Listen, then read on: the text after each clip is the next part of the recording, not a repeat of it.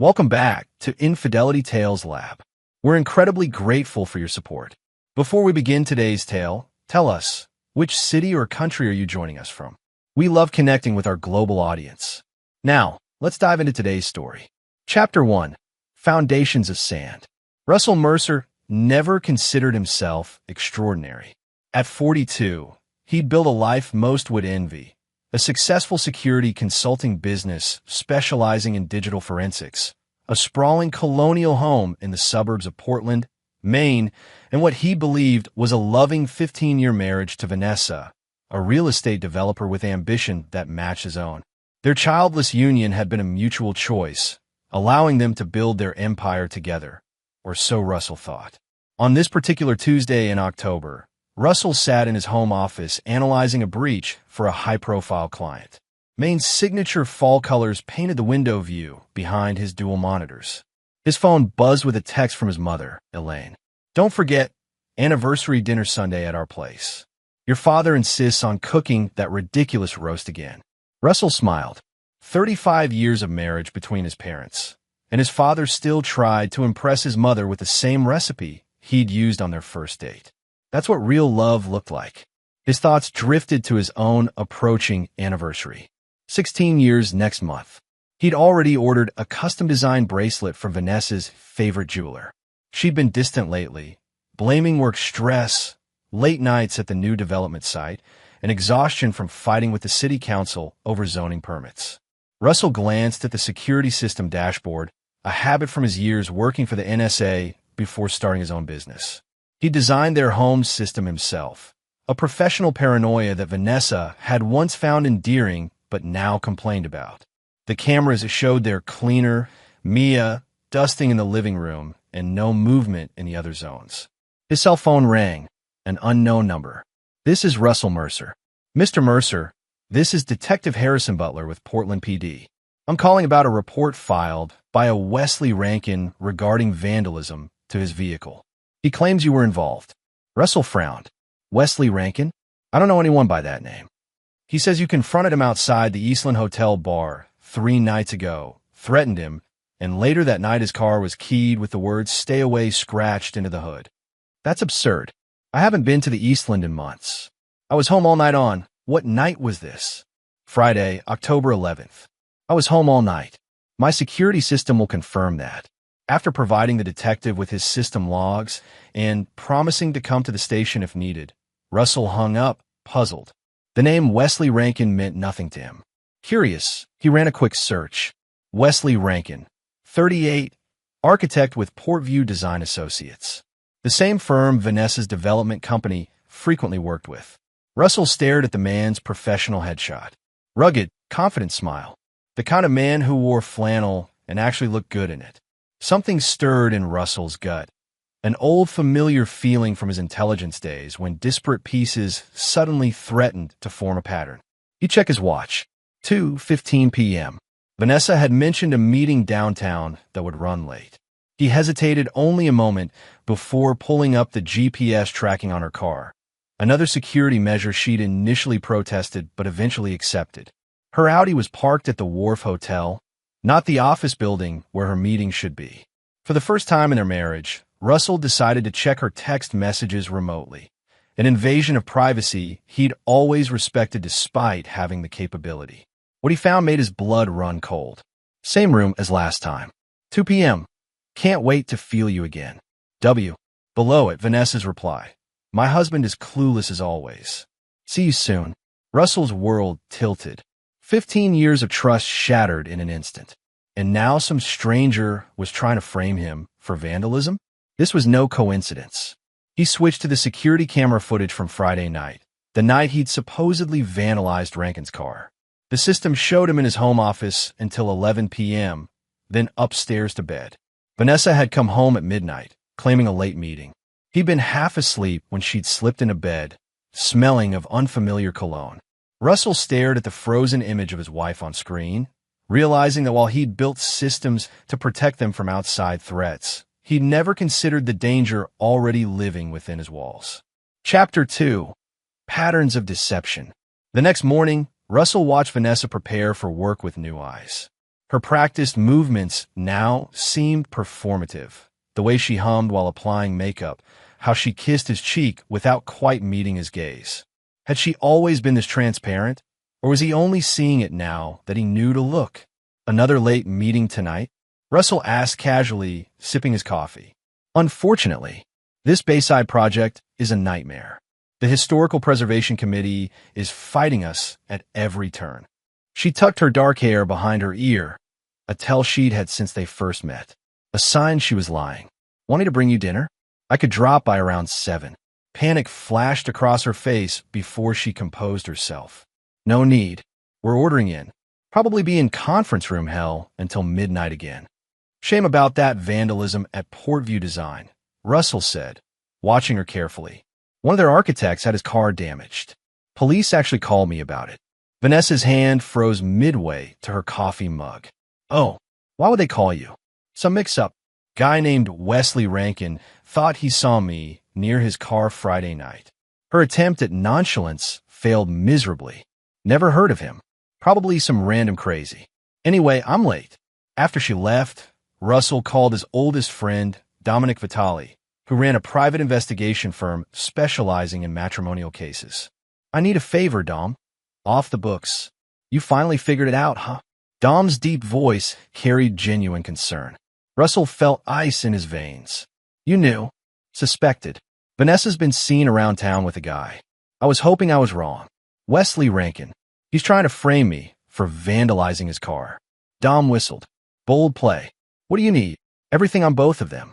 And I need to know if there's more to this than an affair. The next week passed in surreal clarity for Russell. While maintaining a facade of normalcy with Vanessa, he began gathering information. Dom provided surveillance photos confirming the affair had been going on for at least 6 months. The photos showed Vanessa and Wesley dining intimately at restaurants, entering hotels, and once kissing in her car outside a property development site. Russell also discovered troubling financial discrepancies. Large withdrawals from their joint account corresponding with deposits to a new account Vanessa had opened privately.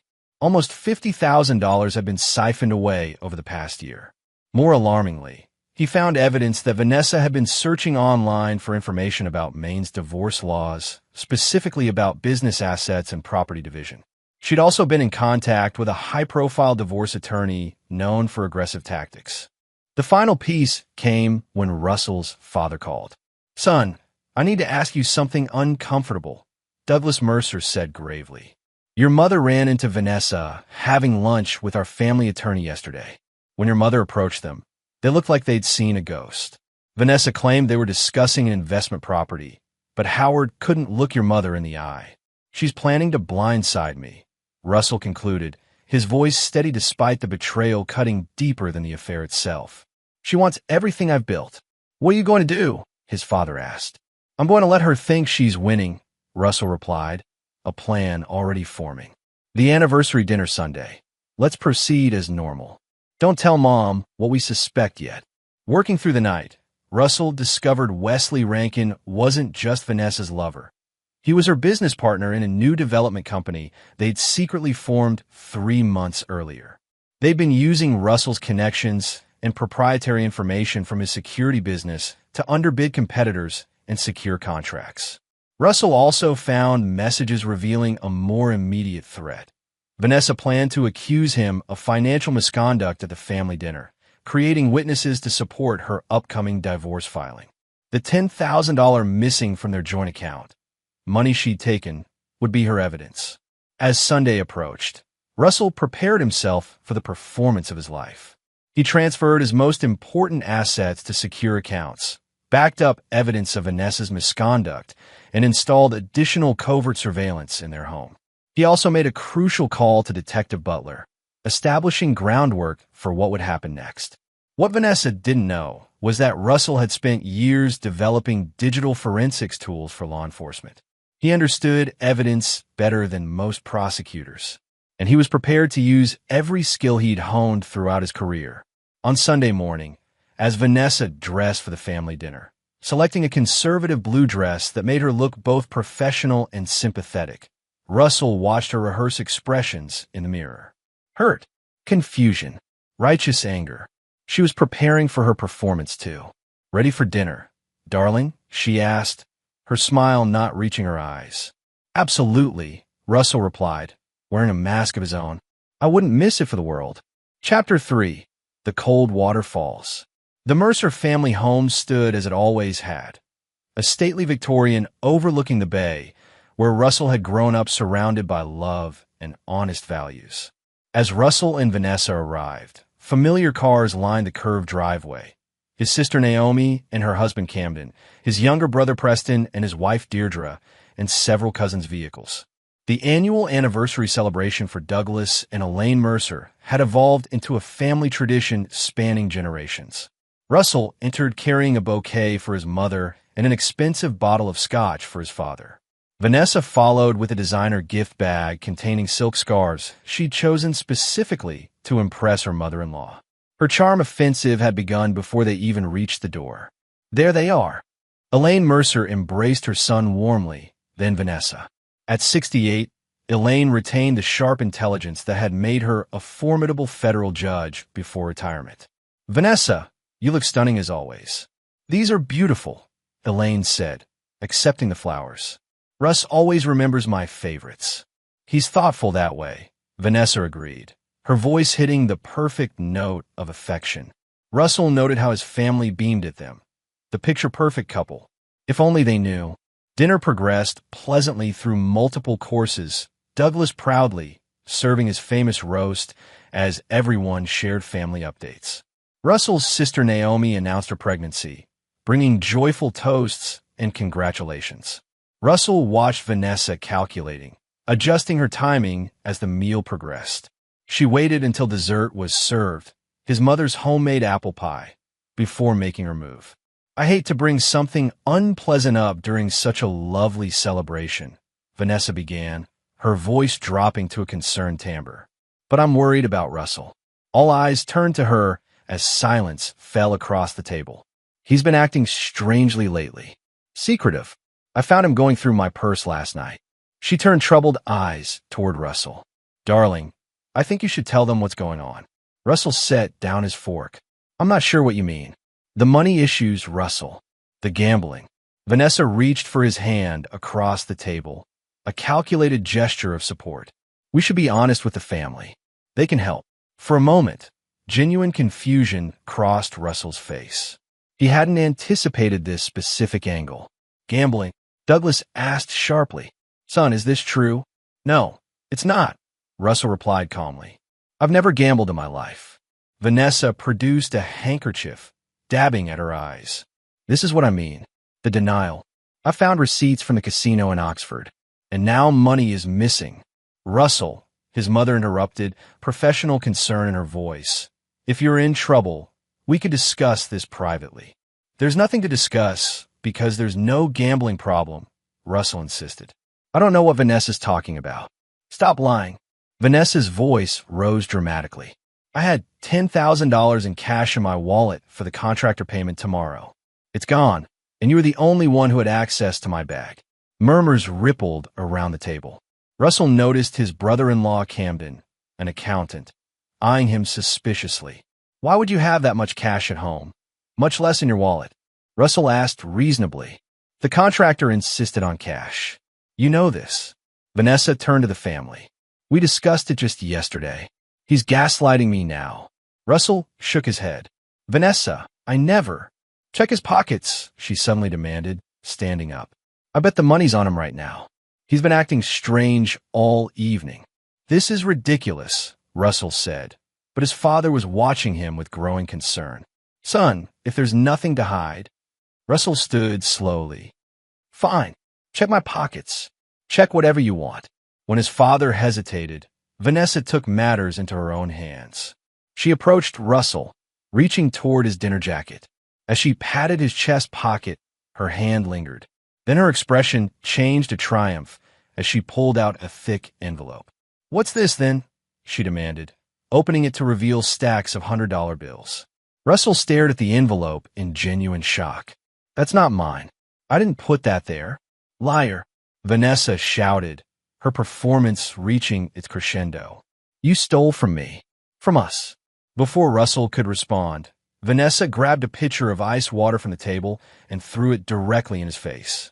The cold shock silenced everyone as water dripped from Russell's hair and soaked his shirt. "Vanessa!" Elaine gasped. "I'm sorry," Vanessa sobbed, now playing the devastated wife, pushed beyond endurance. "But I can't take the lies anymore. The money problems, the late nights. And now stealing." Russell slowly wiped water from his eyes, his expression unreadable. The family stared in horror at the unfolding scene. "Russell, is this true?" his father demanded. "No," Russell said quietly. "But it seems I don't have much credibility at the moment." Naomi, always protective of her brother, approached Vanessa. "Let's all calm down. There must be an explanation." "The explanation is that my husband has a gambling addiction and stole my money," Vanessa insisted. "I've been covering for him for months, but I can't do it anymore." Russell looked around the room at his family's faces, shock, disappointment, confusion. Only his mother's eyes held a hint of skepticism. "I think it's best if I leave," Russell said finally. "That's probably wise," his father replied stiffly. "We'll discuss this when heads are cooler." As Russell turned to go, Vanessa delivered her final blow. "I'm not coming home tonight, Russell. I can't trust you anymore. I'll be staying with a friend until you get help." A friend named Wesley, Russell thought, but didn't say. He merely nodded and walked out, feeling his family's judgment on his back. In his car, soaking wet and alone, Russell didn't immediately start the engine. Instead, he pulled out his phone and sent a single text to Detective Butler. It happened exactly as predicted. "I'll be at the station in 20 minutes with the evidence." What Vanessa couldn't know, was that Russell had anticipated something like this. The security consultant hadn't just been passive in his discovery of her betrayal. He'd been wearing a body cam disguised as a tie pin, recording everything. More importantly, he'd installed microscopic cameras in their bedroom the previous week, capturing Vanessa placing the money in his jacket while he was in the shower before dinner. And what she absolutely couldn't have anticipated, Russell had already spoken with the police about unusual financial activities he'd noticed in their accounts. The trap had been set long before she'd thrown that ice water. Russell started his car, a cold, determined smile replacing the mask of shocked betrayal.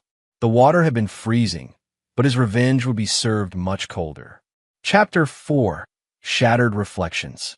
The Portland Police Department's interview room felt appropriately sterile as Russell sat across from Detective Harrison Butler, still in his water-stained dress shirt. Butler, a veteran officer with 20 years of experience etched into his weathered face, reviewed the footage from Russell's body camera with increasing interest. "She planted the money while you were in the shower," Butler confirmed, pausing the video that clearly showed Vanessa slipping the envelope into Russell's jacket pocket. "And you had no knowledge of this?" "None," Russell replied, "but I suspected something was coming. That's why I installed the cameras and contacted you last week." Butler's partner, Detective Fiona Tate, a sharp-eyed woman in her 30s with a reputation for spotting liars, studied Russell. "What made you think your wife would try to frame you?" Russell explained the pattern he'd uncovered, the affair with Wesley Rankin, the financial discrepancies, the earlier attempt to frame him for vandalism, and the divorce preparations. "So this is what? Insurance against a messy divorce?" Tate asked skeptically. "This is evidence of fraud, false accusation, and possibly conspiracy," Russell corrected her. "My wife and her lover have stolen proprietary information from my security firm, embezzled from our joint accounts, and now attempted to destroy my reputation with my family and potentially set me up for criminal charges."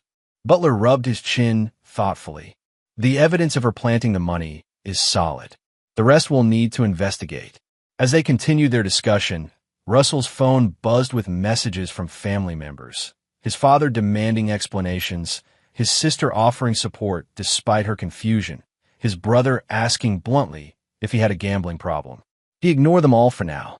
What he couldn't ignore was the call from Tom Whitfield, his company's legal counsel. "Russell, we have a situation," Tom said without preamble when Russell stepped out to take the call.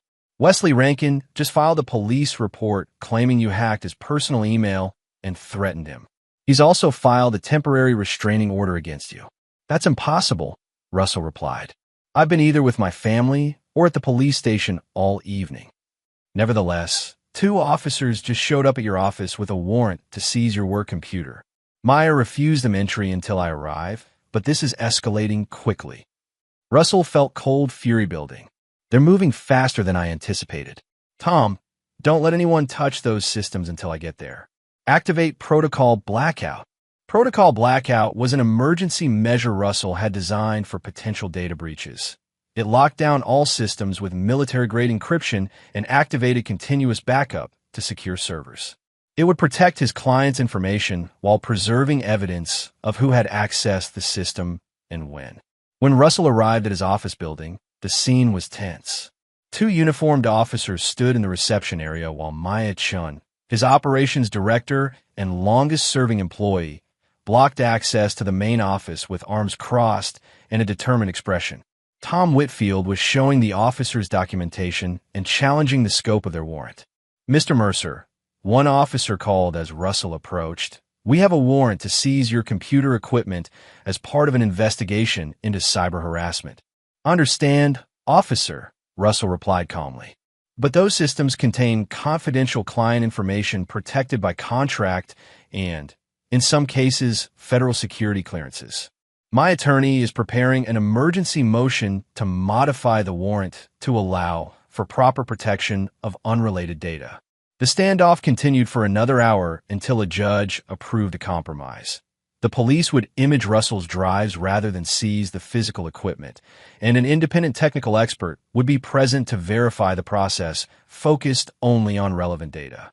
As the technical procedures began, Russell took Maya aside. "They're coming after the business now. This isn't just about the marriage." Maya's usually calm demeanor cracked slightly. "Russell, what the hell is happening? First I hear Vanessa's accusing you of theft. Now Wesley Rankin, who I thought was just a client contact, is claiming harassment." Russell gave her a condensed version of events. Maya had been with him since he started the company. She was family more than an employee. "We always knew Vanessa was ambitious," Maya said carefully, "but this is calculated." "They've been planning this for months," Russell agreed. "And they're not alone." A search through company records had revealed that Barry Lennox, one of their senior security consultants, had accessed proprietary client information and security protocols outside normal business hours, information that had later appeared in proposal for Vanessa and Wesley's new company. "Barry's been working here 7 years," Maya said, shocked. "Why would he betray us?" "That's what I intend to find out," Russell replied. The night stretched into early morning. Russell returned home to find the house empty, exactly as expected. He entered his home office and activated advanced security protocols he'd never shared with Vanessa. Hidden panels revealed backup systems and monitoring equipment that had recorded everything in the house for the past week. Russell downloaded the data to secure storage and prepared for what he knew would come next. He couldn't prevent the attack on his reputation in business, but he could ensure he had evidence of everything. He tried to sleep for a few hours, but found himself staring at the ceiling, reviewing the past months for signs he'd missed. Had he been so absorbed in his work that he'd failed to see Vanessa's true nature? Or had she always been this person, and he'd simply chosen not to see it? At 9 a.m., his lawyer called with news. Wesley Rankin had filed an emergency petition with the licensing board to suspend Russell's security firm's credentials, claiming evidence of unethical practices. Simultaneously, Vanessa had frozen their joint accounts and filed for emergency divorce proceedings, claiming Russell had become erratic and potentially dangerous. By noon, media outlets were running the story. Local security expert accused of harassment, theft, and professional misconduct. Russell's phone rang constantly with clients concerned about their systems and information. Russell sat in his empty house, watching his life and reputation unravel with clinical detachment. They had orchestrated the perfect storm to destroy everything he'd built. But what they didn't realize was that Russell had spent his entire career planning for worst-case scenarios, and he had contingencies they couldn't begin to imagine. He opened his laptop and began implementing the first phase of his response. As his fingers flew across the keyboard, the shock and hurt transformed into something colder and more focused. Russell Mercer had spent his life building systems to protect others. Now he would use those same skills to protect himself and dismantle those who had betrayed him. Chapter 5. Currents Beneath the Surface. 3 days after the disastrous family dinner, Russell sat in a nondescript rental apartment he'd maintained for years as a secure work location, a precaution from his intelligence days that Vanessa knew nothing about. The walls were covered with digital displays showing surveillance footage, financial records, and communication logs. A command center for the war he now found himself fighting. His phone rang, his mother calling for the 5th time that day. Finally, he answered. "I'm fine, Mom." "You're not fine," Elaine Mercer replied firmly. "Your wife has accused you of theft and gambling, frozen your accounts, and turned the family against you. And you've barely defended yourself." "I'm handling it my way," Russell said. "By hiding?" "Russell Douglas Mercer, I raised you better than this." Russell sighed. "I'm not hiding. I'm building a case." "A case? Against your wife? Against everyone involved in this conspiracy?" Silence stretched between them. Finally, his mother spoke again, her judicial instincts engaged. "You believe this goes beyond marital problems." "I know it does. Vanessa, Wesley Rankin, and at least one person from my company have been systematically stealing my clients, copying my proprietary systems, and setting up a competing business. The accusations against me are meant to destroy my credibility so they can take everything." Another pause. "Your father thinks you're having a breakdown. And you. I've sentenced enough liars to know when I'm hearing the truth," Elaine said. "Tell me what you need." Russell closed his eyes in relief. "Time. And maybe a decent meal that isn't takeout. Dinner tonight. Just you and me. Your father's playing cards with his friends." After hanging up, Russell returned to his work. The investigation was yielding disturbing results. The conspiracy was larger than he'd initially thought. Financial records revealed that Barry Lennox, his employee, had received substantial payment from shell company traced back to Wesley Rankin. But more troubling was the discovery that Lawrence Caldwell, his father-in-law and a prominent Portland attorney, appeared to be orchestrating significant parts of the plan. Caldwell had never approved of Russell, considering him beneath Vanessa's social standing despite Russell's financial success. Now it seemed Caldwell was using his legal connections to expedite the attacks on Russell's business and personal reputation. Russell's phone lit up with a text from Dominic Vitale. "Meet me at the usual place." Found something big. The usual place was a small Greek restaurant off the tourist path, where the owner, an old friend of Dom's family, guaranteed privacy in a back room. Dom was waiting with a thick folder and a grave expression. "Your father-in-law is dirty," Dom stated without preamble, sliding the folder across the table. "He's been running a real estate scheme for years, using inside information from his legal practice to acquire properties before development plans are made public." Russell flipped through the documents, property records, bank transfers, corporate filings. "How did I miss this?" "You weren't looking. But guess who else is involved? Wesley Rankin's father, Senator Philip Rankin." The revelation hit Russell like a physical blow. Senator Rankin chaired the state's Urban Development Committee and had significant influence over major municipal projects, exactly the kind of inside information Lawrence Caldwell would need for his scheme.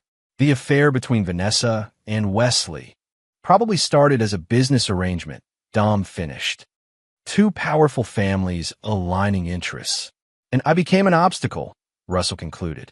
"My security systems potentially exposed their methods." "There's more," Dom said, his expression grim. "They're planning something big with the Old Harbor District. Your company did the security assessment for the city last year, right?" Russell nodded. His firm had evaluated vulnerabilities in the historic waterfront area slated for major redevelopment. Caldwell and Rankin have quietly purchased most of the properties surrounding the development zone through shell companies. If they can access your security assessment, they'll know exactly how to manipulate the city's systems to ensure their rezoning applications succeed. That's why they needed Barry, Russell realized. He worked on that assessment. Dom nodded. They're moving fast. Once they destroy your credibility and take control of your systems, there's nothing stopping them from making millions on this deal. Except me, Russell said quietly. Back at his command center, Russell began connecting the dots. The attack on his reputation, the false accusations, the affair, all were means to an end. The real target was his company's information about the Old Harbor project.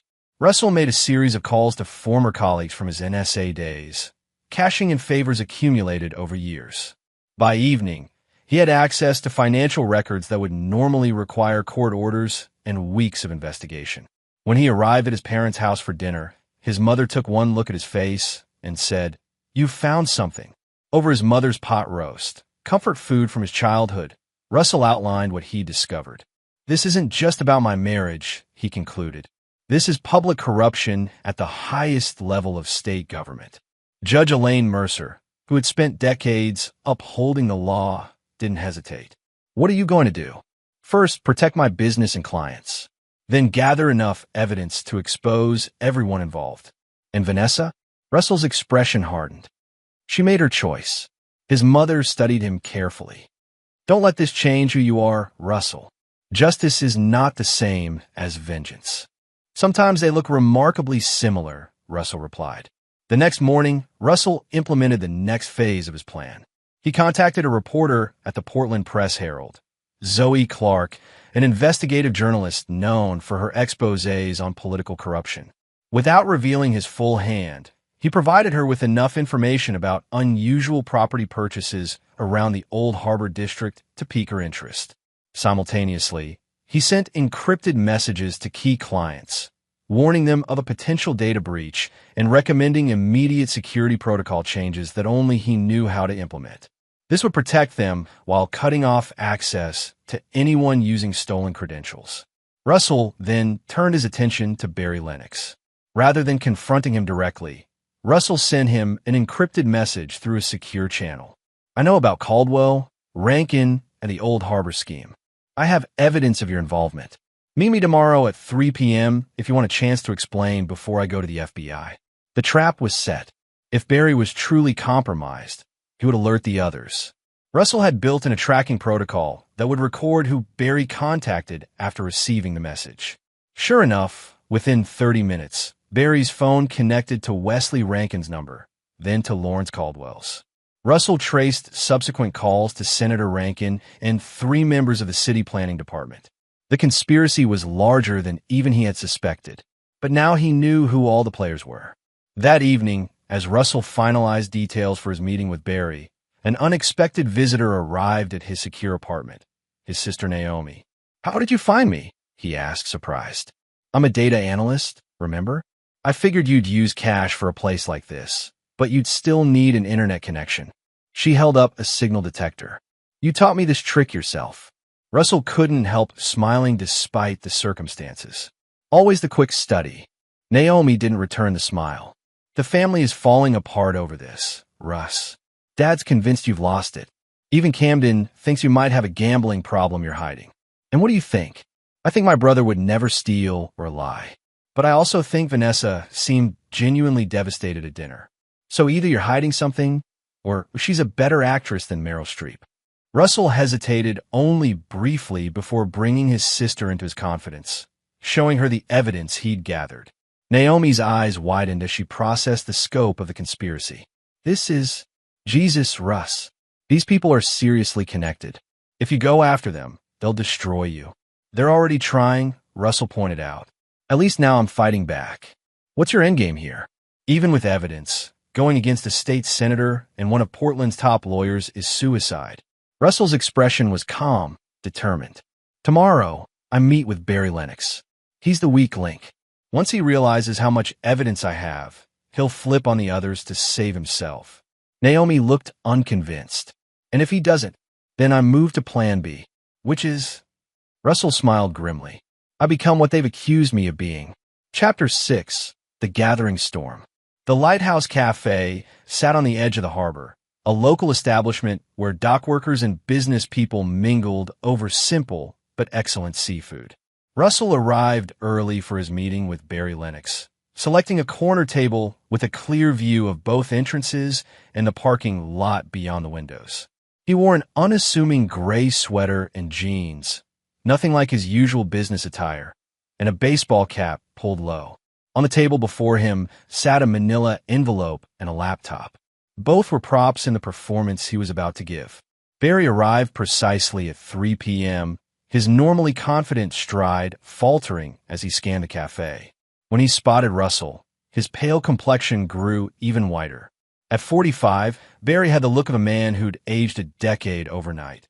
Rumpled clothes, shadowed eyes, hair uncombed. "Russell," he said, sliding into the seat opposite. "What's this about?" His attempt at casual confusion failed miserably. "You know exactly what it's about, Barry." Russell kept his voice low, controlled. 7 years, I trusted you with my company's most sensitive information. 7 years you were like family. Barry's gaze darted to the envelope. "I don't know what Vanessa's been telling you, but—" "Vanessa hasn't told me anything," Russell interrupted. "She doesn't need to.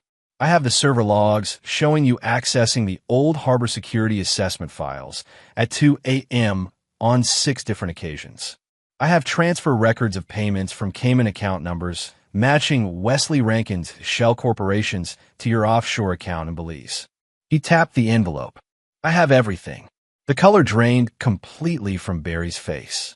"Russell, you have to understand, they approached me. They said it was just information about development opportunities. I didn't know they were planning to destroy me, to steal my company, to corrupt public officials." Russell's voice remained steady, but his eyes hardened. "You accessed vulnerability assessments for city infrastructure, Barry. That goes beyond corporate espionage into potential criminal territory." Barry's hands trembled slightly as he reached for a glass of water. "What do you want?" "The truth. All of it. Starting with when this began and who recruited you." Over the next hour, Barry confessed everything. Vanessa had approached him first, nearly a year ago, claiming she needed help understanding Russell's security systems for a surprise anniversary present. Small requests gradually escalated until Barry realized he was complicit in something much larger.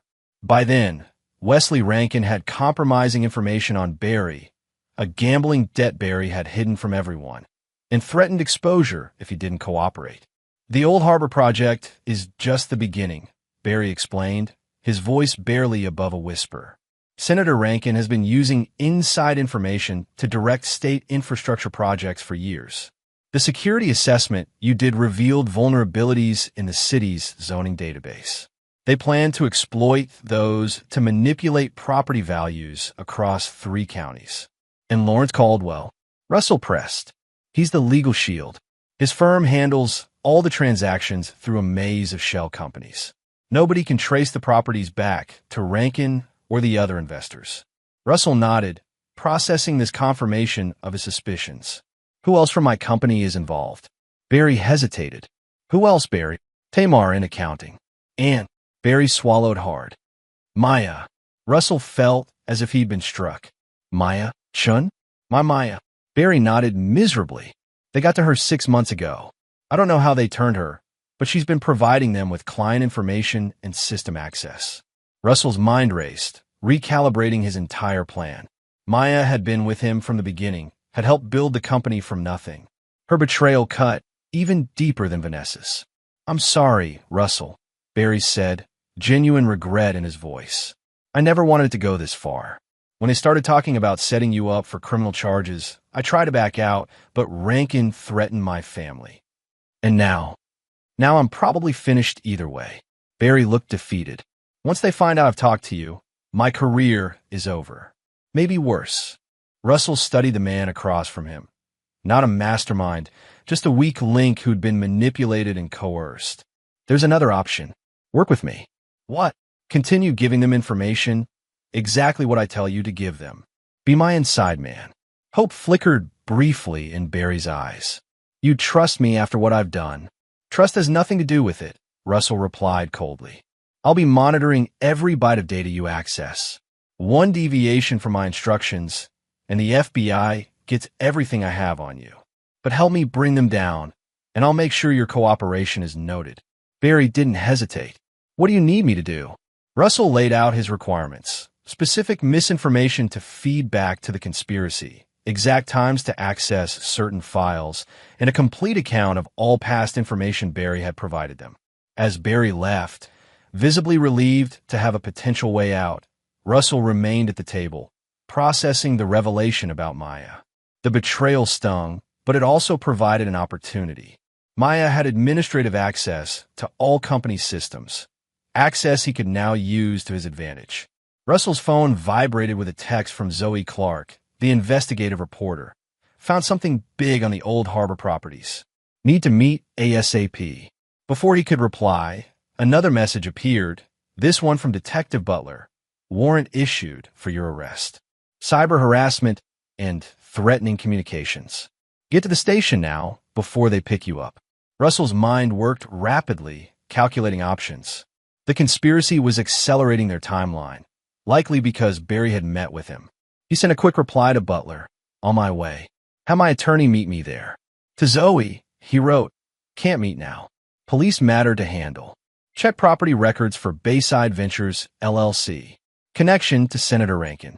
Russell paid his bill and left the cafe, aware that he was likely under surveillance. Rather than hiding, he drove directly to the police station where Detective Butler was waiting. They're claiming you sent threatening emails to Wesley Rankin and accessed city planning databases without authorization, Butler explained in a private interview room. The evidence looks solid. Emails from your account, access logs from your IP address. All fabricated, Russell replied calmly. I've been documenting evidence of a conspiracy involving Wesley Rankin, my wife Vanessa, my father-in-law Lawrence Caldwell, and potentially Senator Philip Rankin. Butler's eyebrows rose. That's a serious accusation against powerful people, which is why they're trying to discredit me and shut me down before I can expose them. Russell provided Butler with copies of the evidence he'd gathered, careful to withhold certain elements for leverage. As a digital security expert, he knew exactly how the falsified evidence against him had been created, and he explained the technical inconsistencies that proved it was fabricated. After 2 hours of questioning, Butler looked troubled. This is beyond my pay grade. Mercer, you're talking about potential corruption involving a state senator. I know, but right now I just need to address these immediate charges so I can continue my investigation. Butler studied him for a long moment. The cyber harassment charges are from Portland PD's jurisdiction. The database access allegations involve federal systems. That gives us some procedural room to maneuver.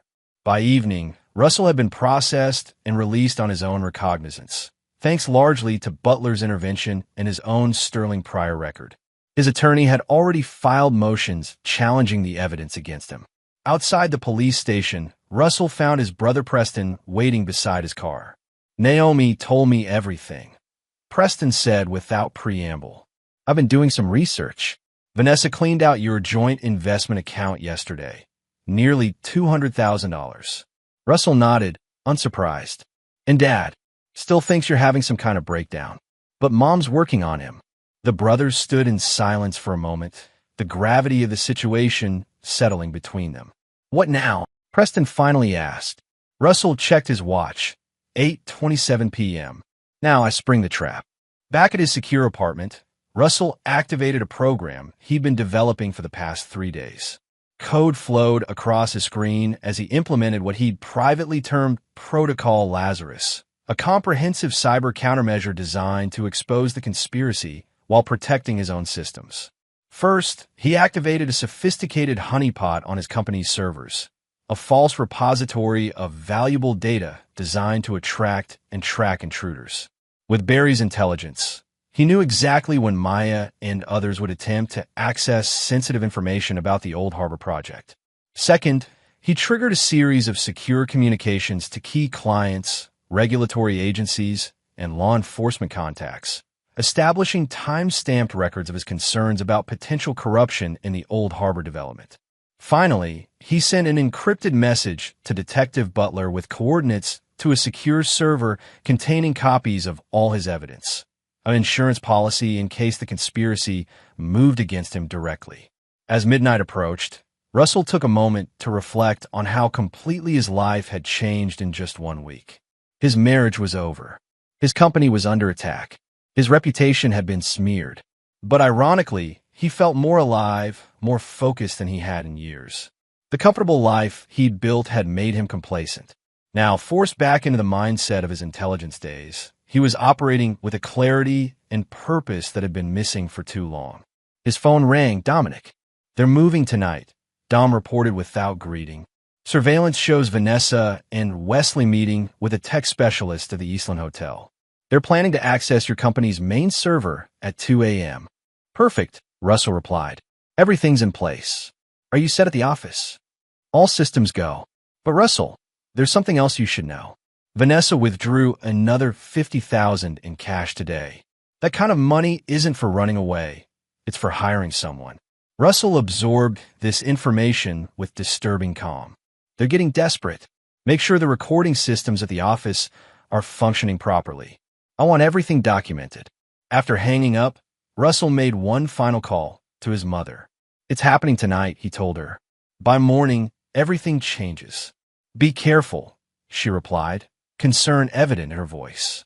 These people have proven they'll do anything to protect themselves. So will I, Russell assured her, a cold determination settling into his bones. So will I. Chapter 7. Checkmate in Motion. Thunder rolled across Portland's skyline as Russell parked a block from his company headquarters. Rain pattered against his windshield, casting the streetlights into shimmering halos. It was 1:30 a.m., 30 minutes before Vanessa and her accomplices planned to access his servers. Russell slipped on a waterproof jacket with a hidden camera built into the lapel and checked his equipment one last time. Dominic was already inside the building, monitoring security systems from a concealed office on the 4th floor.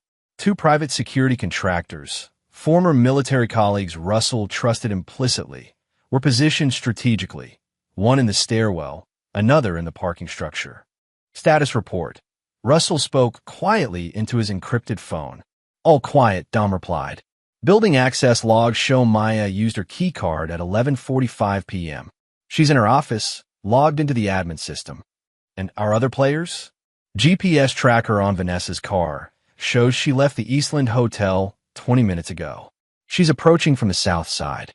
A second vehicle, registered to Wesley Rankin, is circling the block. Russell felt a strange calm settle over him. They brought backup. Smart. Too smart. The third car has diplomatic plates, Senator Rankin's courtesy vehicle. This is bigger than we thought. Russell processed this information rapidly.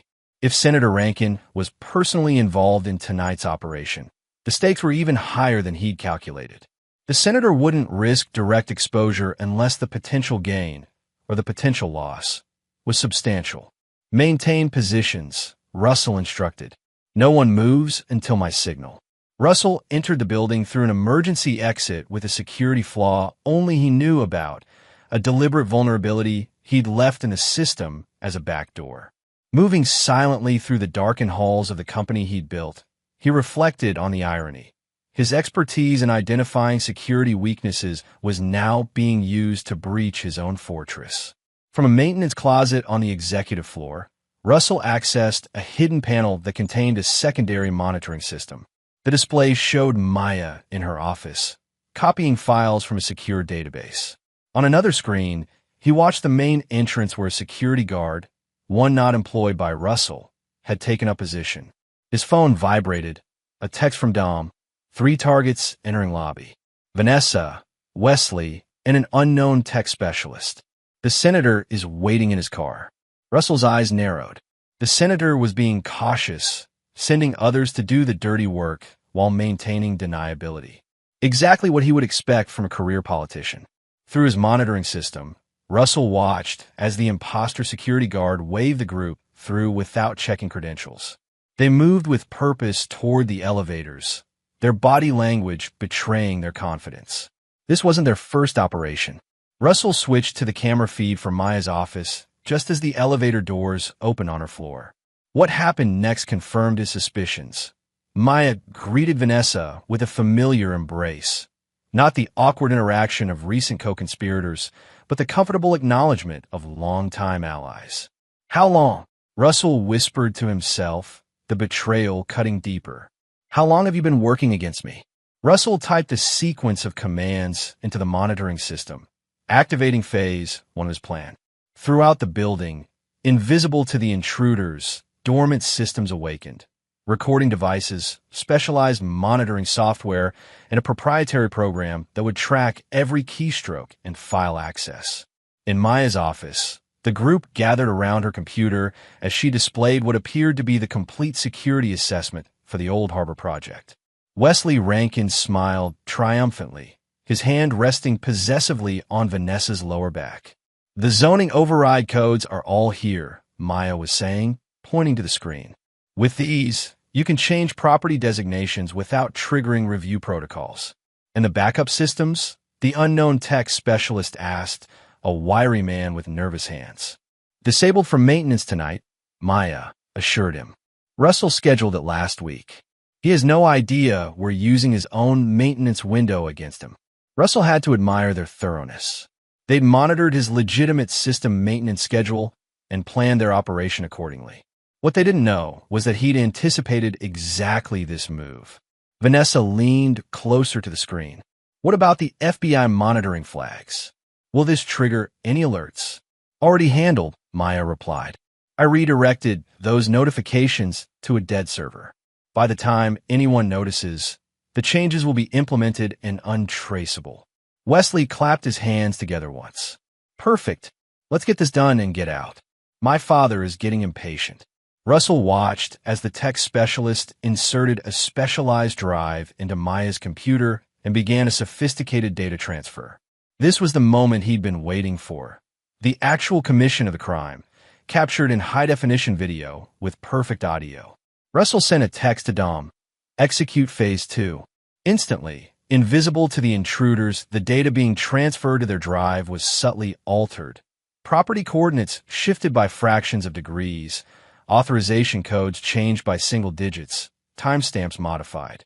The changes were minor enough to evade immediate detection, but significant enough to render the stolen information useless. Simultaneously, a separate program began documenting precisely which files were being accessed and by whom, creating a forensic trail that would be impossible to deny in court. As the data transfer reached completion, Russell sent another text. Phase 3.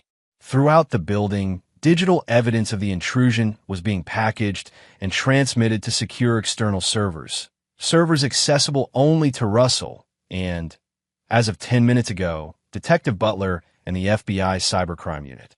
The group in Maya's office was celebrating their apparent success, unaware that they had just implicated themselves in multiple federal crimes. "We should celebrate," Wesley suggested, pulling Vanessa close. "Once these zoning changes are implemented tomorrow, the properties my father acquired will triple in value." "Let's wait until it's done," Vanessa advised, though she didn't pull away from his embrace. "Russell still has to be dealt with." Wesley's expression darkened. "My father's contact is handling that tomorrow. The evidence of financial fraud has already been planted in his personal accounts.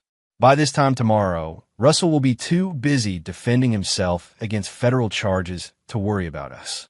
Russell felt cold fury building, but maintained his focus. He'd suspected they planned to frame him for financial crimes, but hearing it confirmed still stung.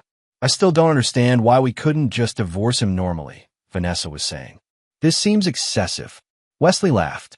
"A normal divorce would give him half of everything, including your stake in our new company. This way, he loses everything, and we gain it all. Besides, my father needs the Old Harbor project to succeed. Too many important people are invested." "Which important people?" the tech specialist asked, curiosity overcoming his usual caution. Wesley started to answer, but Maya interrupted. "The less you know, the better, Craig. Just finish the transfer." Russell noted the name, Craig, another piece of the puzzle. Likely Craig Doherty, a known cyber mercenary who had worked for several political campaigns in the past. As the group prepared to leave, Russell sent a final message to Dom. "Lock it down." Throughout the building, silent alarms triggered. Security doors engaged automatically, sealing each floor.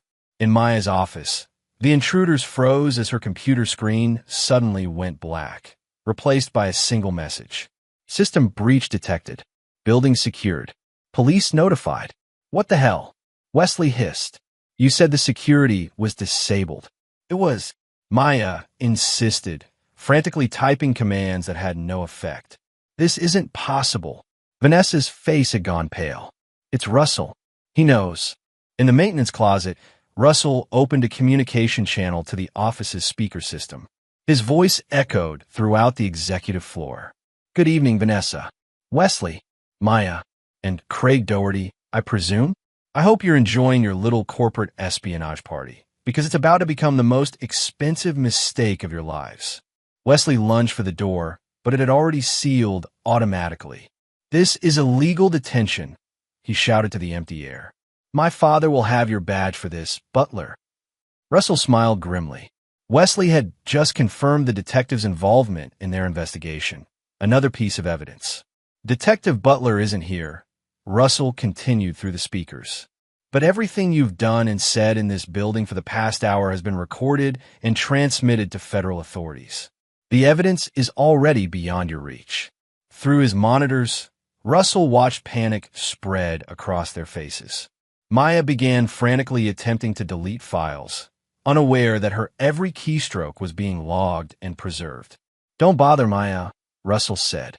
Those deletions are being recorded as additional evidence of obstruction. You've already helped build a beautiful case against yourselves. Vanessa, ever the pragmatist, recovered first.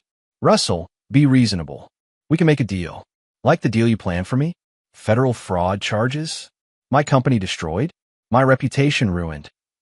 Russell's voice remained eerily calm. I think I prefer my deal. You all go to prison for conspiracy, corporate espionage, attempted fraud, and public corruption. Wesley had pulled out his phone and was furiously texting, presumably to his father. Russell had anticipated this. Your father can't help you, Wesley.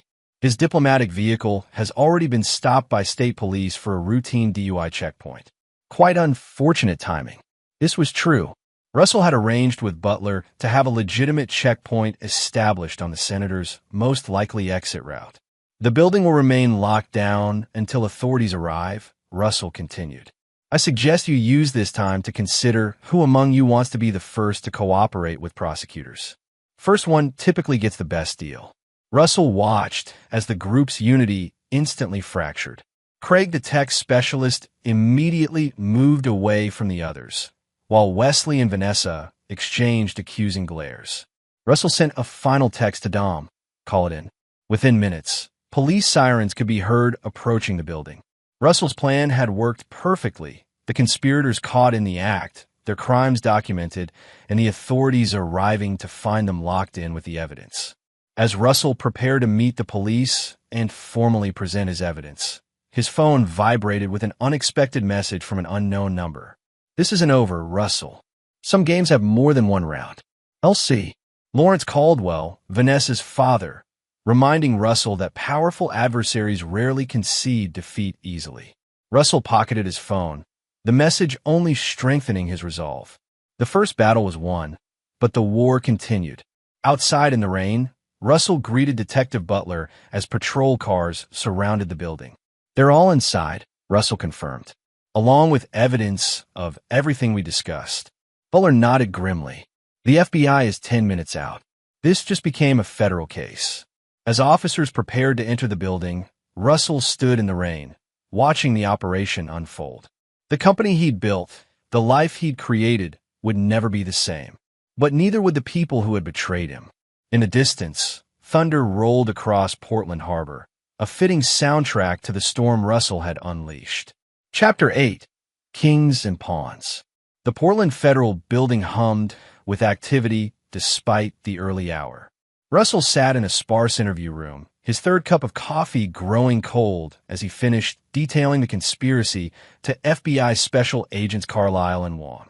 The clock on the wall showed 7:15 a.m., roughly 6 hours since the arrests at his company headquarters. Let me make sure I understand, Agent Carlisle said, reviewing her notes.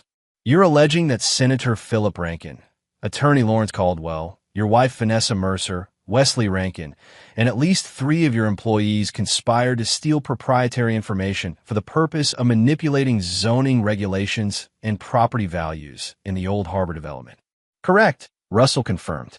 The evidence I provided shows they accessed secure city infrastructure vulnerabilities that my company had discovered during our contracted security assessment. Agent Wong, the cybercrime specialist, looked up from Russell's technical documentation. This monitoring system you implemented, you created it specifically to catch them in the act. Yes. Once I discover my systems have been compromised, I built a parallel security framework they wouldn't detect. Everything they did last night was recorded and authenticated. Carlyle's expression remained professionally neutral. Including your father-in-law's involvement? The text messages and financial transfers established Lawrence Caldwell as a key organizer. He created the legal framework for their property acquisitions through shell companies. The interview continued for another hour, with Russell presenting his evidence. The agents were particularly interested in Senator Rankin's involvement, asking detailed questions about communications between the senator and the other conspirators. As the session concluded, Carlyle closed her notebook. Mr. Mercer, we'll need you to remain available for additional questions. This investigation will likely expand as we process the evidence. I understand, Russell replied. What about the charges against me? The cyber harassment allegations? Given the evidence you've provided, those appear to be falsified, Wong acknowledged. We'll be recommending those charges be dropped, but the final decision rests with the U.S. Attorney's Office. After the agents departed, Russell was left alone briefly before Detective Butler entered, carrying a file folder. Quite a night, Butler commented, sitting across from Russell. 4 arrests at your office, Senator Rankin detained for questioning, and a team of forensic accountants descending on Lawrence Caldwell's law firm. Any word on Caldwell himself? Russell asked. Butler frowned. That's the one loose end. He wasn't at his home or office. His assistant claims he left for a conference in Boston yesterday, but we can't confirm his arrival there. Russell wasn't surprised. Lawrence Caldwell was too cunning to be caught in the initial sweep. There's something else, Butler continued, sliding a document across the table. This was filed with the court yesterday afternoon. Vanessa's petition for an emergency protective order against you, claiming threatening behavior and emotional abuse. Russell scanned the document, noting the vivid descriptions of supposed threatening behaviors, all fabricated, all dated before their marriage had begun unraveling. Her backup plan, Russell concluded. If the theft accusation didn't stick, she'd play victim in another way. The timing is suspicious, Butler agreed. Filed the day before they planned to access your systems. Russell handed the document back. Will it hold up? Doubtful, given what we now know, but it's another complication. After Butler left, Russell was finally permitted to leave the federal building. Outside, the morning sun painted Portland Harbor in golden light, a stark contrast to the storm of the previous night. Russell stood for a moment, processing the whirlwind of events. His phone buzzed with a text from his sister Naomi. Dad wants to talk. We're at the house. Russell drove to his parents' home, preparing himself for a difficult conversation. His father had been firmly in Vanessa's corner, convinced of Russell's guilt. Now the truth was emerging, but family wounds wouldn't heal easily. Elaine opened the door before Russell could knock, embracing him tightly. You look exhausted, she said, studying his face with maternal concern. I've had better nights, Russell admitted. Inside, his father Douglas sat in his favorite armchair, looking older than his 70 years. When Russell entered, Douglas stood awkwardly, uncertainty in his expression. Russell, he began formally, then faltered. I saw the news reports about Vanessa and the arrests. It's true, Russell confirmed. All of it. Douglas shook his head slowly.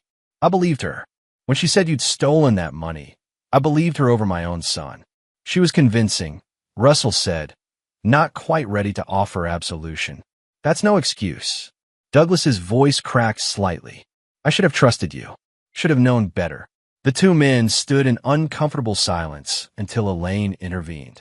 Russell needs food and rest, not apologies. We can talk more after he's had some sleep.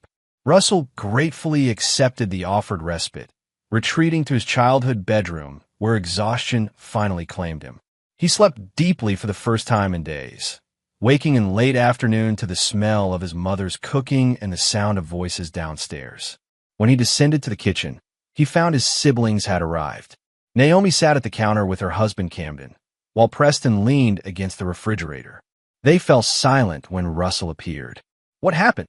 Russell asked immediately, sensing bad news. Naomi passed him her tablet, open to a breaking news article. Senator Rankin denies corruption allegations, claims political witch hunt. The article quoted the senator vehemently denying any wrongdoing and suggesting Russell had fabricated evidence as revenge for his wife's affair with Wesley Rankin. "He's trying to get ahead of the story," Russell observed. "Classic deflection." "There's more," Preston said grimly. "Lawrence Caldwell held a press conference an hour ago. He's painting you as unstable and vindictive, claiming you're framing Vanessa because she wanted a divorce." Russell absorbed this calmly. They're coordinating their counterattack, using their public positions to control the narrative. "Will it work?" Cameron asked. "I mean, you have evidence, right?" "Evidence can be challenged, testimony discredited. They're powerful people with resources and connections." Russell set down the tablet. "But they've made a critical mistake." "What's that?" Naomi asked. "They think this is about saving my reputation or getting revenge." "It's not." Russell's expression hardened. "This is about justice. And I'm just getting started." Russell's phone rang. Zoe Clark, the investigative reporter. "Mr. Mercer," she began without preamble, "I've been researching those properties you mentioned. Bayside Ventures LLC has purchased 17 parcels surrounding the Old Harbor Development Zone in the past year. The ownership traces back through 3 shell companies to a Cayman Islands entity. Can you connect it to Senator Rankin or Lawrence Caldwell?" Russell asked. "Not directly, but I found something else. The zoning board is voting tomorrow on changes that would quadruple those properties' value." The proposal was fast-tracked by Commissioner Gregory Dunham, who received a $100,000 campaign donation from Rankin's Political Action Committee last month. Russell thanked her for the information and ended the call, immediately dialing Detective Butler. "I need to speak with the FBI agents again," Russell said. "There's new evidence of public corruption involving the zoning board." "They're expecting your call," Butler replied. "But you should know, the U.S. Attorney's Office is under pressure to proceed cautiously. Senator Rankin has friends in Washington." "Of course he does," Russell acknowledged. "But corruption leaves a paper trail, and I'm very good at following those." Over the next 24 hours, Russell worked with federal investigators, providing additional evidence and context for the conspiracy. The case was growing beyond the original corporate espionage allegations into a full-blown public corruption investigation. Meanwhile, the public battle intensified. Senator Rankin appeared on local television, portraying himself as the victim of a vengeful husband's fabrications. Lawrence Caldwell gave interviews questioning Russell's mental stability. Wesley Rankin was released on bail, immediately hiring a prominent defense attorney who specialized in white-collar crime. Vanessa, however, remained conspicuously silent, still in custody due to the severity of the corporate espionage charges and her direct involvement in accessing secure systems. Late that evening, as Russell worked in his secure apartment, reviewing evidence with Dominic, an unexpected visitor arrived. Maya Chun, released on bail earlier that day. "You shouldn't be here," Dominic warned, moving protectively toward Russell. "It's all right," Russell said, studying his former operations director. "Let's hear what she has to say." Maya looked diminished somehow, her usual confidence replaced by a nervous energy. "I know you have no reason to trust me, but I have information you need. Why would you help me now?" Russell asked coldly. "Because I made a terrible mistake," Maya admitted. "And because Lawrence Caldwell is planning something dangerous. He never intended for any of them to face consequences. There's a contingency plan." Russell motioned for her to continue. "When I was first recruited by Lawrence, not Vanessa, he made it clear that failure wasn't an option. He said if things went wrong, he had insurance that would reset the board." "What kind of insurance?" Dominic pressed. Maya's expression grew troubled. "I don't know exactly, but he mentioned evidence that would make all of this disappear. Something so damaging to important people that no one would dare pursue the case." Russell considered this information carefully. Blackmail material, likely on federal officials or judges who might hear the case. "There's more," Maya continued. "Before I was arrested last night, I overheard Wesley on the phone with his father. He said something about implementing the failsafe if the operation went wrong. They mentioned your name specifically, Russell. The implications were clear, beyond discrediting him publicly. They might be planning something more direct against Russell personally. After Maya left, Dominic voiced his concerns. You realize she might still be working for them? This could be misdirection. Possible, Russell acknowledged. But it fits with Lawrence Caldwell's methods. He always prepares for contingencies. Russell spent the night analyzing potential vulnerabilities in his position. If Caldwell had blackmail material on federal officials, the legal case could be compromised. And a failsafe involving Russell personally suggested a targeted operation to neutralize him as a threat. By morning, Russell had developed countermeasures for both possibilities. He contacted Zoe Clark, providing her with a secure data package containing all his evidence with instructions to publish if anything happened to him. He also reached out to federal contacts from his NSA days, establishing indirect channels for the evidence that wouldn't be vulnerable to political interference. For personal security, Russell implemented protocols from his intelligence background, varying his routes, using secure communications, maintaining awareness of his surroundings. He also relocated from his apartment to a suite at the Wharf Hotel under a different name, ironically the same hotel where Vanessa had conducted her affair. As Russell prepared for the next phase of his strategy, his phone rang with a call from Detective Butler. You need to get to the federal building now, Butler said urgently. Vanessa is offering to cooperate. She's going to turn on Lawrence and the senator. Chapter 9. Checkmate. The federal building's secure interview room felt different this time, tension hanging in the air like an electrical charge. Russell sat beside his attorney, Thomas Whitfield, as FBI agents Carlisle and Wong prepared recording equipment. Across the table, Vanessa appeared in prison attire, flanked by her own lawyer, a sharp-featured woman whose reputation for negotiating favorable plea deals preceded her. Russell studied his wife dispassionately. After 15 years of marriage, she was now a stranger, someone capable of calculated betrayal and criminal conspiracy.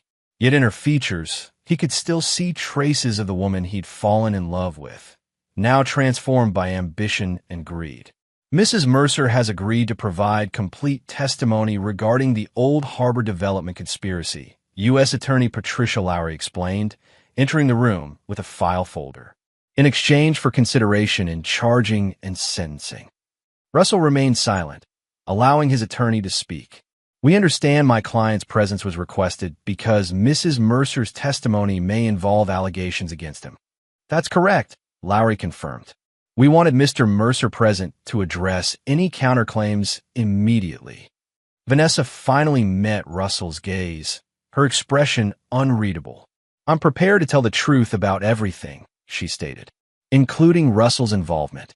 Russell felt a flash of anger, but maintained his composure. This was another manipulation. He had expected it. The recording equipment activated, and Vanessa began her testimony. She described the conspiracy's origins, how Lawrence Caldwell had approached Wesley Rankin with a proposal to exploit insider information for the Old Harbor development, using Senator Rankin's political influence to fast-track zoning changes. My father brought me in approximately 18 months ago, Vanessa explained. Initially, he wanted me to gather information about Russell's security systems discreetly. The relationship with Wesley developed later. And your husband's knowledge of these activities? Agent Carlisle prompted. Vanessa hesitated, glancing at her attorney, who nodded slightly. Russell wasn't involved in the beginning, Vanessa admitted. But about 6 months ago, he discovered portions of our plan. Instead of reporting it, he saw an opportunity. Russell's attorney immediately objected. This is absurd. My client was the one who reported the conspiracy to authorities. Only after the arrangement fell apart, Vanessa insisted. Russell initially demanded a percentage of the profits in exchange for security protocols that would allow the zoning changes to proceed undetected. He called it his consultation fee for looking the other way.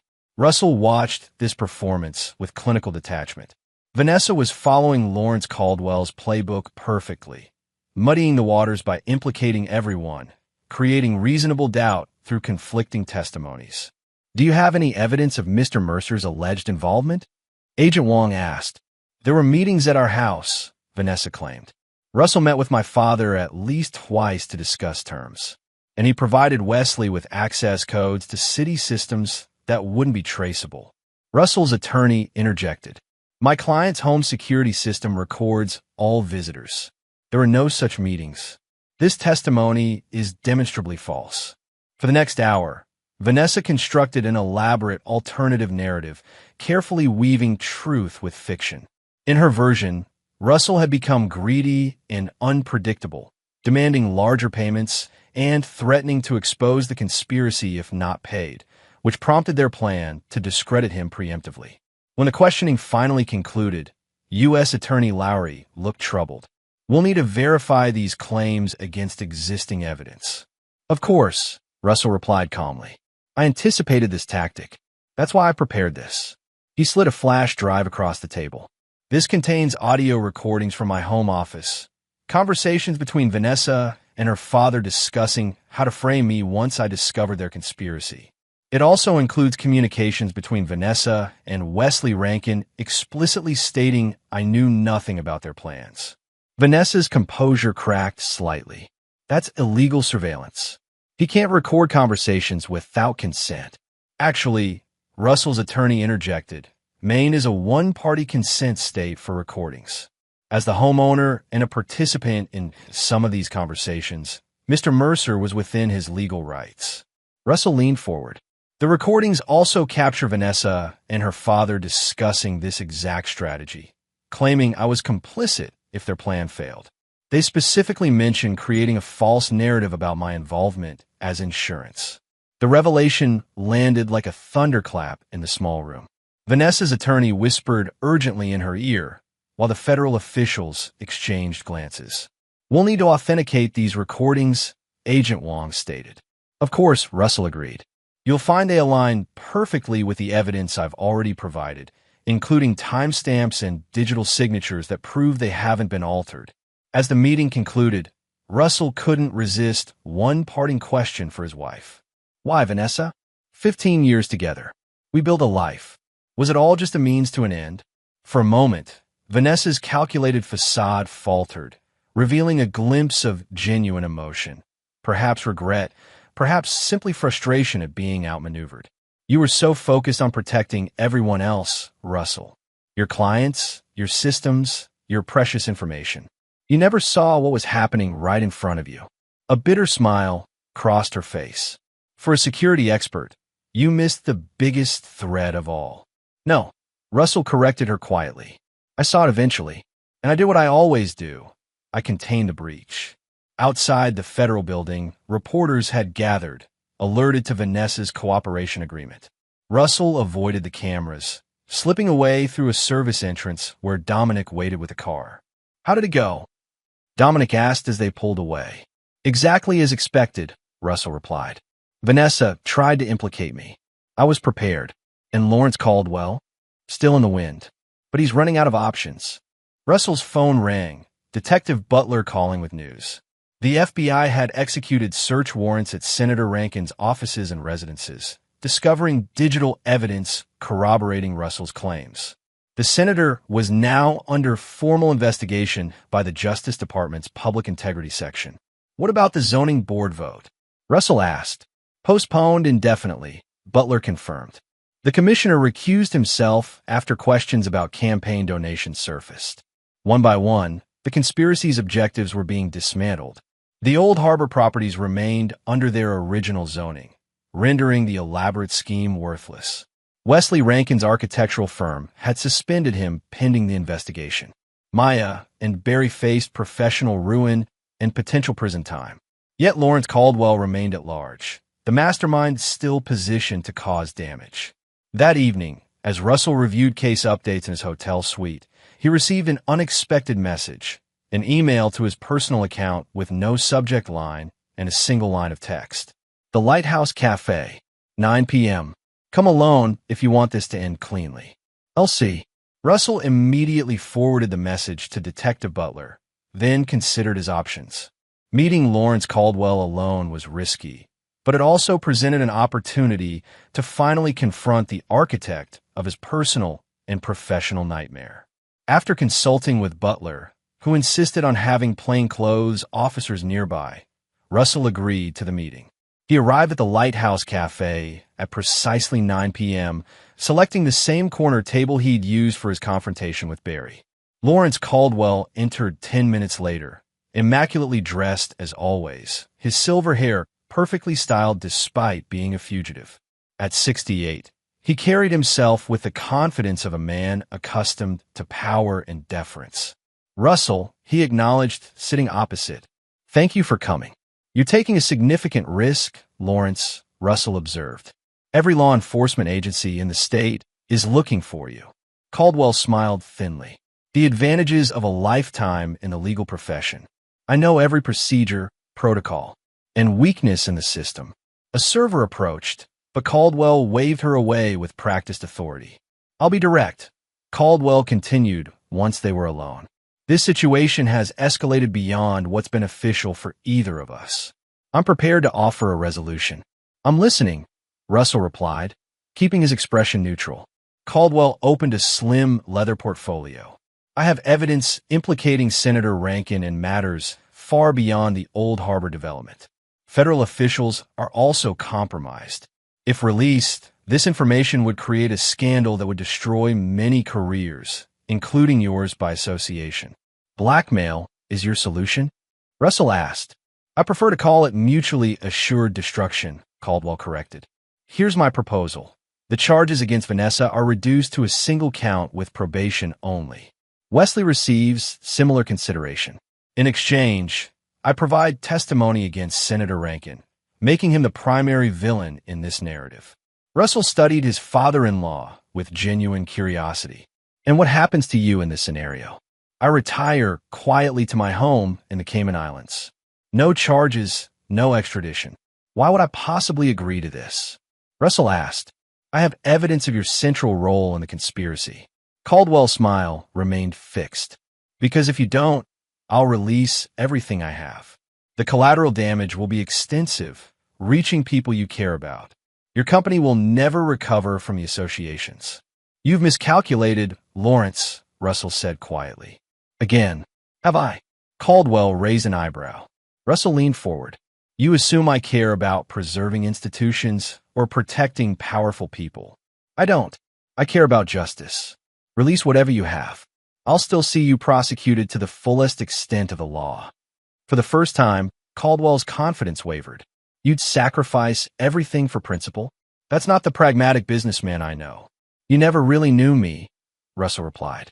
"Just like Vanessa never did. You both saw what you wanted to see. Someone who could be used, manipulated, discarded when convenient." Russell stood, signaling the end of the conversation. "Detective Butler and FBI agents are outside. I'm wearing a wire, and this entire conversation has been recorded. Your blackmail attempt is now additional evidence against you." As Russell had spoken, Caldwell's expression had transformed from confidence to disbelief, then to cold fury. "You think this ends here? People like you don't win against people like me, Russell. The system is designed to protect its own." "Perhaps," Russell acknowledged, "but I'm not relying on the system alone." On cue, Russell's phone lit up with a notification. He turned the screen toward Caldwell, showing a breaking news alert from the Portland Press-Herald. "Exclusive. Documents reveal Senator Rankin's corruption ring. Lawrence Caldwell implicated as mastermind." While we've been talking, Zoe Clark published her investigation with all the evidence I provided, including the blackmail materials you just referenced. "Your leverage is gone, Lawrence. It's all public now." Caldwell's face drained of color as he realized the completeness of his defeat. Outside, through the cafe windows, Russell could see Detective Butler approaching with federal agents. "Checkmate," Russell said simply. 3 months later, Russell stood on the observation deck of Portland Headlight, watching winter waves crash against the rocky shore. The lighthouse had always been his favorite place to think, solid, enduring, a beacon amid chaos. The aftermath of what the media had dubbed the Old Harbor scandal continued to unfold. Senator Rankin had resigned in disgrace, now facing multiple federal charges. Lawrence Caldwell had accepted a plea deal, providing evidence against higher-level conspirators in exchange for a reduced sentence of 10 years. Wesley Rankin awaited trial, abandoned by his politically conscious family. Vanessa had ultimately pleaded guilty to corporate espionage and fraud, receiving a 5-year sentence. Their divorce had been finalized with surprising efficiency, the court recognizing the exceptional circumstances. Russell's company had survived, though not without damage. Some clients had departed during the uncertainty, but many had remained loyal after the truth emerged. With Maya and Barry gone, Russell had restructured the organization, promoting trusted employees and implementing even more rigorous security protocols. His family had rallied around him once the full story became public. His father, still struggling with guilt over his initial disbelief, had thrown himself into helping Russell rebuild, using his business connections to restore confidence in the company. The sound of footsteps on the path interrupted Russell's thoughts. Detective Butler approached, collar turned up against the December wind. "Thought I might find you here," Butler said, joining Russell at the railing. "Just got word from the U.S. Attorney's Office. The last of the old harbor properties has been seized under civil forfeiture. The city's establishing a public trust to develop affordable housing instead of luxury condos." Russell nodded, satisfied. "Justice of a sort. More than most cases get," Butler observed. "You've done good work, Russell. Exposed corruption that might have continued for years." Russell turned from the ocean view to face the detective. "What about the others? The officials implicated in Caldwell's evidence?" "Investigations ongoing. 3 judges have recused themselves. A deputy mayor resigned. The system works slowly, but it works."